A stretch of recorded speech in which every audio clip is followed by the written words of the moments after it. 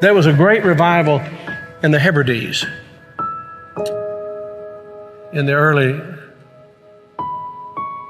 1900s. Began to moved up to the pleading for it into the 40s.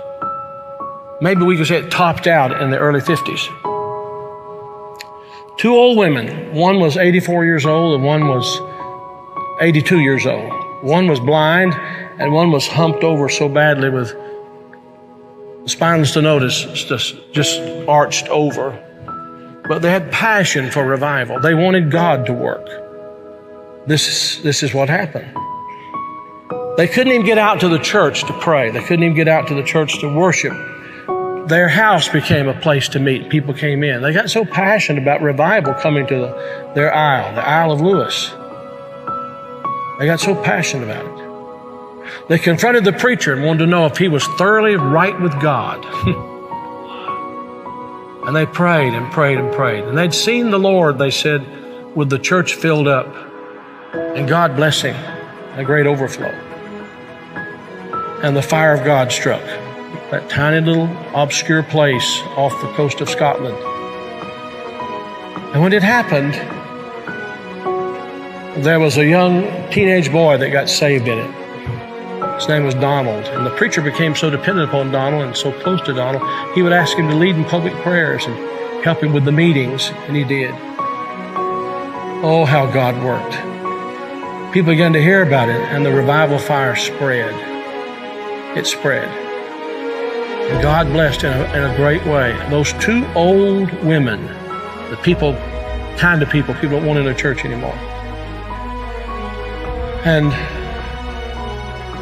from that same island, there was a young girl who was a cousin to Donald Smith, who immigrated to America.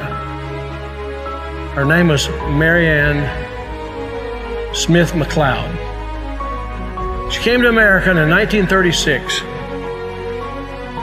She met a man named Fred, and they were married. They fell in love. They were married. God blessed in a great way.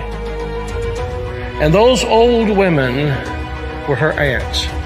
And they came out of that fiery revival, They really experienced revival. And they sent a Bible, a copy of the Word of God that had been used in a special way in that revival, to Marianne.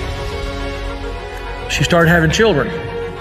I think it was 1937, she had her first child. They named him after his father, Fred. Then she had her second child, named after herself, Marianne. Then she had her third child, Elizabeth. Then she had her fourth child. And she was so impacted by this teenage boy God had used in that revival of the Hebrides. She named him Donald.